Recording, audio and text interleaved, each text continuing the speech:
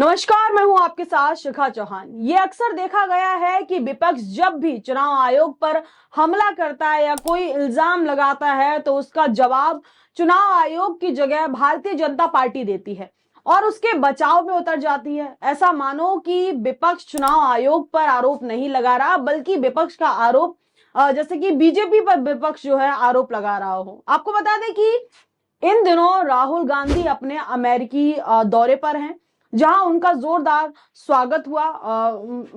Photos videos जो है clip वहां से निकल कर आई, सबने देखा कैसे राहुल गांधी भारगांव है और उनका कैसे स्वागत हुआ, कैसे जो उन्होंने संबोधित किया छात्रों को, ऐसी तमाम चीजें जो है वहां निकल कर आई। इसी बीच बेस्ट के ब्राउन यूनिवर्सिटी में छात्रों को संबोधित करते हुए राहुल गांधी ने आखिर ऐसा भी क्या कहा जिसके बाद पूरी बीजेपी तिलमिला उठी और अपने मुख्यालय में एक बड़ी जो है प्रेस कॉन्फ्रेंस रखी थी। राहुल गांधी को लेकर ये पूरी प्रेस कॉन्फ्रेंस रखी गई, जिसमें जो है संबित पात्रा ने राहुल गांधी को देशद्रोही बता दिया। तो वहीं महाराष्ट्र के मुख्यमंत्री देवेंद्र जो फडणवीस हैं, उन्होंने भी राहुल गांधी को मानसिक रूप से खराब, यानी कि मानसिक रूप से खराब का मतलब आप समझ सकते हैं, जिसका मेंटल स्टेट ठीक ना हो, मेंटली ठीक ना हो, या फिर जो बदतमीज या काइंड ऑफ जो भी चीजें, मानसिक रूप से खराब तो बहुत सारी चीजें जिसका माइंड ही काम नहीं करता हो, तो जो फडणवीस है उनके द्वारा ये कहा गया।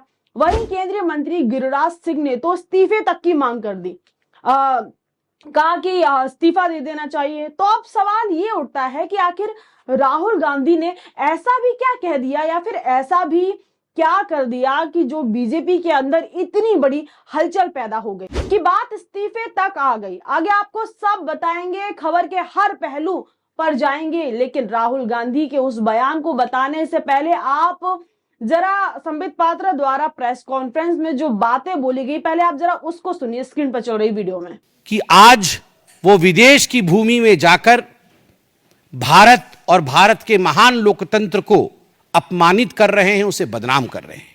सामने बैठा करके सदन में अयोध्या सीट हम हार गए, इस प्रकार से आपने पूरा सेलिब्रेशन किया कि विदेश की भूमि में जाकर आप हिंदुस्तान के लोकतंत्र के ऊपर उंगली उठाते हैं। राहुल गांधी, आपसे नहीं हो पाएगा हिंदुस्तान में राजनीति, तो जाकर के किसी और देश से चुनाव लड़िए, मगर जिस थाली में खाते हैं अगर उस थाली में आप छेद करेंगे तो आप देशद्रोही कहलाएंगे। You are traitor. Rahul Gandhi traitor हैं। तो ये तो आपने सुना संबित पात्रा को, और आपने देखा कि कैसे बीजेपी सांसद और प्रवक्ता संबित पात्रा ने राहुल गांधी को न सिर्फ देशद्रोही कहा, बल्कि दूसरे देश में यानी कि विदेश में चुनाव लड़ने की नसीहत भी दे दी।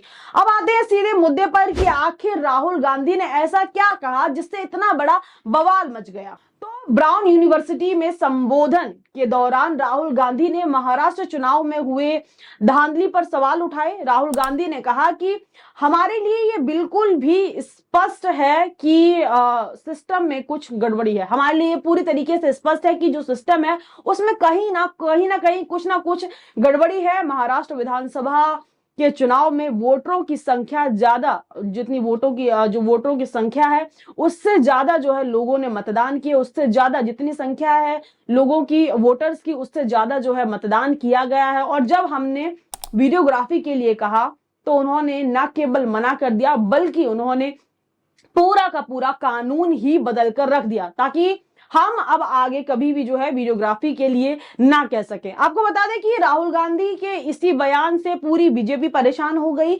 जबकि ये बात सत्य है कि चुनाव संबंधित नियमों में जो है कुछ बदलाव हुए हैं, जिसके तहत अब पोल बूथ की जो सीसीटीवी फुटेज होती है वो उम्मीदवारों और आम जनता को उपलब्ध नहीं कराई जा सकती। इस सुधार से पहले कंडक्ट ऑफ इलेक्शन रूल्स के जो सेक्शन है 93(2) के तहत चुनाव संबंधित सभी कागजात आम जनता के निरीक्षण के लिए उपलब्ध थे। आपको बता दें कि यह पहली बार नहीं है कि जब राहुल गांधी विदेश की धरती पर हो और बीजेपी ने राहुल के बयान को भारत विरोधी बताया हो। अगर हम बात करें 2024 की ही, यानी कि पिछले साल की बात करें, तो 2024 में भी अमेरिका की ही यात्रा पर जब राहुल गांधी गए थे और प्रेस क्लब में भारतीय लोकतंत्र को लेकर चर्चाएं कर रहे थे, जिसे भी बीजेपी ने भारत का विरोध बताया था। और 2023 में भी ब्रसेल्स के यूरोपियन यूनियन में चर्चा करते हुए राहुल गांधी ने भेदभाव और हिंसा पर जब अपनी बात रखी तो बीजेपी ने उसको भी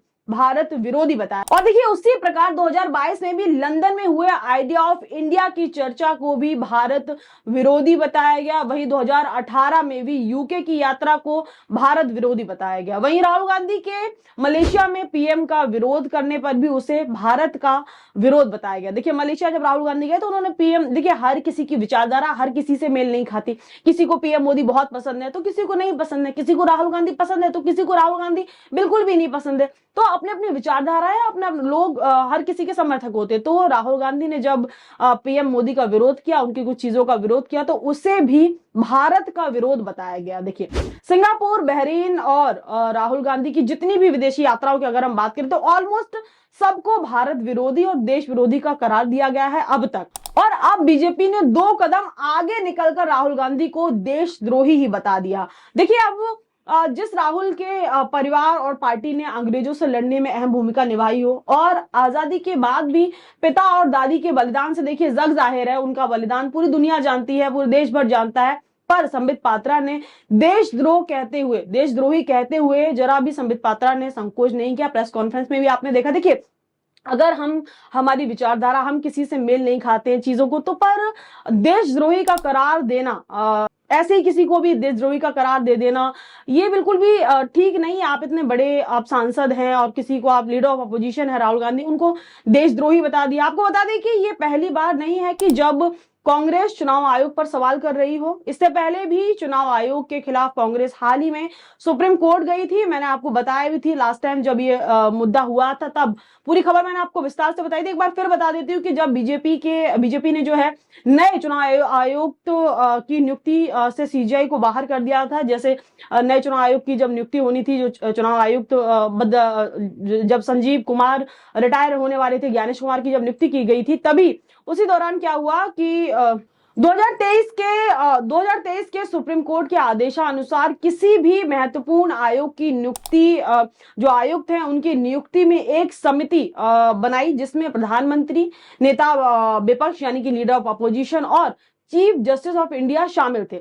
लेकिन क्या होता है, उस पर बीजेपी ने इसी प्रावधान को राज्यसभा में एक बिल लाकर पूरी तरीके से बदल दिया, जिसमें से सीजीआई यानी कि चीफ जस्टिस ऑफ इंडिया को पूरी तरीके से इससे गायब कर दिया। और अब महत्वपूर्ण आयोग की नियुक्ति में प्रधानमंत्री, लीडर ऑफ अपोजिशन और केंद्रीय मंत्री जो है, बस यही 3 लोग जो है उसमें शामिल है, उनको शामिल कर दिया गया। जिसके खिलाफ कांग्रेस सुप्रीम कोर्ट पहुंची। जब राजीव कुमार के रिटायरमेंट के बाद जब नए चुनाव आयोग, जैसा कि मैंने आपको बताया कि ज्ञानेश कुमार की नियुक्ति होनी थी, उनकी नियुक्ति करनी थी, तो आधी रात को सुप्रीम कोर्ट के फैसले का इंतजार ना किए बिना जो है प्रधानमंत्री मोदी और अमित शाह ने ज्ञानेश कुमार की नियुक्ति कर दी नए चुनाव आयोग के रूप में। और जो है इसी को लेकर राहुल गांधी समेत पूरे जितना भी विपक्ष है, देखिए आज जो सत्ता पक्ष में जो पार्टी होती है वो कोई भी फैसला लेती है तो विपक्ष क्या या और भी जो पार्टियां होती हैं वो विरोध करती हैं, मोस्ट ऑफ ऐसा होता है। लेकिन एक दिन बाद ही फैसला आने को था, एक दिन बाद ही सुनवाई होने की थी, लेकिन एक दिन का भी इंतजार नहीं किया गया। जब मीटिंग रूम से राहुल गांधी बाहर आते तो उन्होंने बोला कि मेरे पक्ष को, मेरी बातों को जो है, जो मैंने अपना पॉइंट रखा उसको कोई तवज्जो नहीं दिया गया। सिर्फ प्रधानमंत्री ने और अमित शाह ने मिलकर जो है ये निर्णय ले लिया और ज्ञानेश कुमार की जो है नए चुनाव आयोग के रूप में नियुक्ति कर दी, और जिससे है राहुल गांधी समेत पूरे विपक्ष ने काफी आपत्ति जताई थी। तो इस खबर में से इतना ही। लेकिन आपकी क्या राय है इस पूरे मुद्दे पर, हमें अपने जो प्रतिक्रिया है वो कमेंट सेक्शन में बताना बिल्कुल भी ना भूलें। ऐसी तमाम खबरों के जुड़े हमारे साथ, तब तक के लिए मुझे दी इजाजत। बहुत बहुत धन्यवाद।